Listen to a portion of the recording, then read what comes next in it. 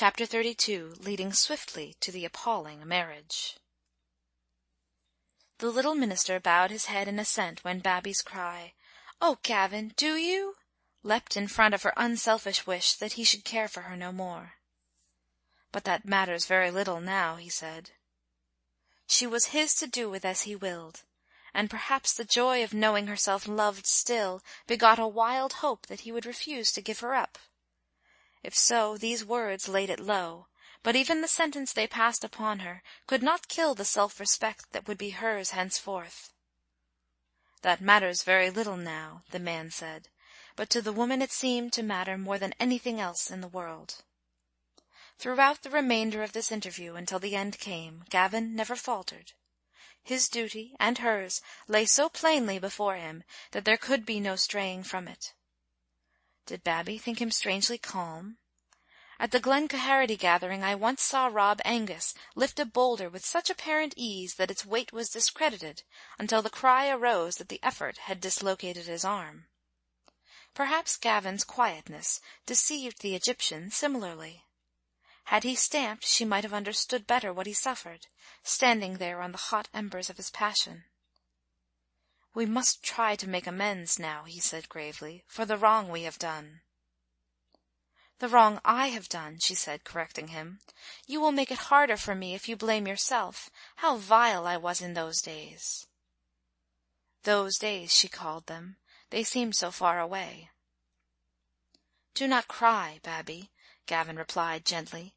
"He knew what you were and why, and he pities you. For his anger endureth but a moment. In his favour is life. Weeping may endure for a night, but joy cometh in the morning." "Not to me." "Yes, to you," he answered. "Babby, you will return to the Spittal now and tell Lord Rintoul everything." "If you wish it." "Not because I wish it, but because it is right. He must be told that you do not love him." "I never pretended to him that I did," Babby said, looking up. "Oh," she added with emphasis, "he knows that. He thinks me incapable of caring for anyone." "And that is why he must be told," Gavin replied. "You are no longer the woman you were, Babby, and you know it, and I know it, but he does not know it. He shall know it before he decides whether he is to marry you." Babby looked at Gavin and wondered he did not see that this decision lay with him. "Nevertheless," she said, "the wedding will take place tomorrow. If it did not, Lord Rintoul would be the scorn of his friends." "If it does," the minister answered, "he will be the scorn of himself. Babby, there is a chance." "There is no chance," she told him. "I shall be back at the Spittal without anyone's knowing of my absence, and when I begin to tell him of you, he will tremble, lest it means my refusal to marry him. When he knows it does not, he will wonder only why I told him anything." "He will ask you to take time." "No, he will ask me to put on my wedding dress. You must not think anything else possible." "So be it, then," Gavin said firmly. "Yes, it will be better so," Babby answered, and then, seeing him misunderstand her meaning, exclaimed reproachfully, "I was not thinking of myself. In the time to come, whatever be my lot, I shall have the one consolation that this is best for you. Think of your mother." "She will love you," Gavin said, "when I tell her of you." "Yes," said Babby, wringing her hands, "she will almost love me, but for what? For not marrying you. This is the only reason anyone in Thrums will have for wishing me well." "No others," Gavin answered, "will ever know why I remain unmarried." "Will you never marry?" Babby asked exultingly. "Oh," she cried ashamed, "but you must." "Never." Well, many a man and many a woman has made that vow in similar circumstances, and not all have kept it. But shall we who are old smile cynically at the brief and burning passion of the young? The day, you say, will come when— Good sir, hold your peace. Their agony was great, and now is dead, and maybe they have forgotten where it lies buried. But dare you answer lightly when I ask you which of these things is saddest? Babby believed his never, and doubtless thought no worse of him for it, but she saw no way of comforting him save by disparagement of herself. "You must think of your congregation," she said. "A minister with a gypsy wife. "Would have knocked them about with a flail," Gavin interposed, showing his teeth at the thought of the precentor, "until they did her reverence." She shook her head, and told him of her meeting with Micah Dow. It silenced him, not, however, on account of its pathos, as she thought, but because it interpreted the riddle of Rob's behaviour. "Nevertheless," he said ultimately, "my duty is not to do what is right in my people's eyes, but what seems right in my own." Babbie had not heard him. "I saw a face at the window just now," she whispered, drawing closer to him. "There was no face there. The very thought of Rob Dow raises him before you," Gavin answered reassuringly, though Rob was nearer at that moment than either of them thought. "I must go away at once," she said, still with her eyes on the window. "No, no, you shall not come or stay with me. It is you who are in danger." "Do not fear for me." "I must, if you will not. Before you came in, did I not hear you speak of a meeting you had to attend tonight?" His teeth met on the word. So abruptly did it conjure up the forgotten prayer meeting that before the shock could reach his mind he stood motionless, listening for the bell. For one instant all that had taken place since he last heard it might have happened between two of its tinkles. Babbie passed from before him like a figure in a panorama, and he saw instead a congregation in their pews. "What do you see?" Babbie cried in alarm, for he seemed to be gazing at the window.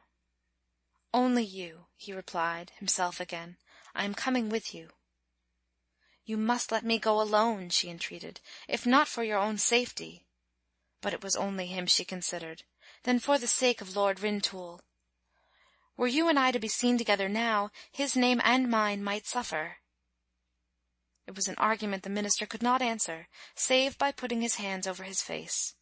His distress made Babbie strong. She moved to the door, trying to smile.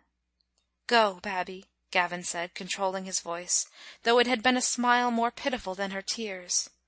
"God has you in his keeping. It is not his will to give me this to bear for you." They were now in the garden. "Do not think of me as unhappy," she said. "It will be happiness to me to try to be all you would have me be." He ought to have corrected her. "All that God would have me be," is what she should have said. But he only replied, "You will be a good woman, and none such can be altogether unhappy. God sees to that." He might have kissed her, and perhaps she thought so. I am going now, dear," she said, and came back a step because he did not answer. Then she went on, and was out of his sight at 3 yards' distance. Neither of them heard the approaching dog-cart. "You see, I am bearing it quite cheerfully," she said. "I shall have everything a woman loves. Do not grieve for me so much." Gavin dared not speak nor move. Never had he found life so hard, but he was fighting with the ignoble in himself and winning. She opened the gate, and it might have been a signal to the dog-cart to stop. They both heard a dog barking, and then the voice of Lord Rintoul. "That is a light in the window. Jump down, Mackenzie, and inquire." Gavin took one step nearer Babbie and stopped. He did not see how all her courage went from her, so that her knees yielded, and she held out her arms to him, but he heard a great sob, and then his name. "Gavin, I am afraid." Gavin understood now, and I say he would have been no man to leave her after that. Only a moment was allowed him, and it was their last chance on earth. He took it. His arm went round his beloved, and he drew her away from Nanny's. Mackenzie found both house and garden empty, and yet, he said, "I swear someone passed the window as we sighted it." "Waste no more time," cried the impatient Earl. "We must be very near the hill now. You will have to lead the horse, Mackenzie, in this darkness. The dog may find the way through the broom for us." "The dog has run on," Mackenzie replied, now in an evil temper. "Who knows, it may be with her now. So we must feel our way cautiously. There is no call for capsizing the trap in our haste." But there was call for haste, if they were to reach the gypsy encampment before Gavin and Babbie were made man and wife over the tongs. The Spittal dog-cart rocked as it dragged its way through the broom. Rob Dow followed. The 10 o'clock bell began to ring.